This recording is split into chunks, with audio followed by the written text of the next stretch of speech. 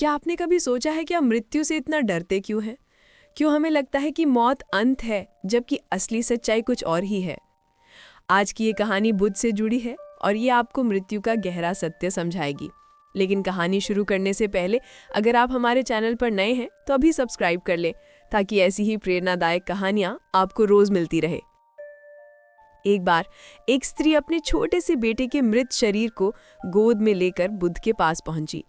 वो रो रो कर कह रही थी, हे बुद्ध, आप तो महान ज्ञानी हैं, कृपया मेरे बेटे को जीवित कर दीजिए। मैं अपने बच्चे के बिना जी नहीं सकती। उसकी हालत देखकर सभी लोग द्रवित हो उठे। शिष्य भी सोचने लगे कि बुद्ध इस स्त्री को कैसे समझाएंगे। बुद्ध उस स्त्री को ध्यान से देखते हैं और शांत स्वर में कहते हैं, ठीक है, मैं तुम्हारे बेटे को जीवित कर दूंगा, लेकिन पहले तुम मुझे उस घर से राई के दाने लाकर दो जहां कभी कोई मरा ना हो। ये सुनकर स्त्री को आशा की किरण दिखाई दी। वो तुरंत गांव-गांव, घर-घर दौड़ने लगी। वो पहले घर पहुंची और बोली, मुझे कुछ राई के दाने चाहिए, मेरे बेटे की जान बच जाएगी। घर वालों ने कहा, राई तो हम देंगे, लेकिन हमारे परिवार में हाल ही में किसी की मृत्यु हुई है। वो आगे बढ़ी, दूसरे घर गई, वहां भी यही जवाब मिला, हमारे घर में भी मृत्यु हुई है। वो तीसरे, चौथे, पांचवें हर घर गई, लेकिन हर जगह एक ही उत्तर मिला, मृत्यु तो हर घर में आई है। सूर्य डूबने लगा।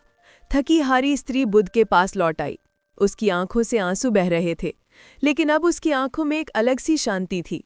वो बोली, हे बुद्ध, मैंने सैकड़ों घरों के दरवाजे खटखटाए, लेकिन कोई भी ऐसा घर नहीं मिला जहां मृत्यु न आई हो। अब मुझे समझ आ गया है कि मृत्यु से कोई नहीं बच सकता।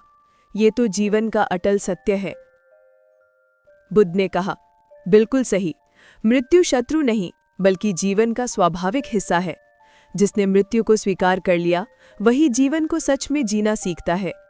तुम्हें अब अपने बेटे के जाने का शोक नहीं करना है, बल्कि ये समझना है कि मृत्यु हमें वर्तमान में जीने की सीख देती है।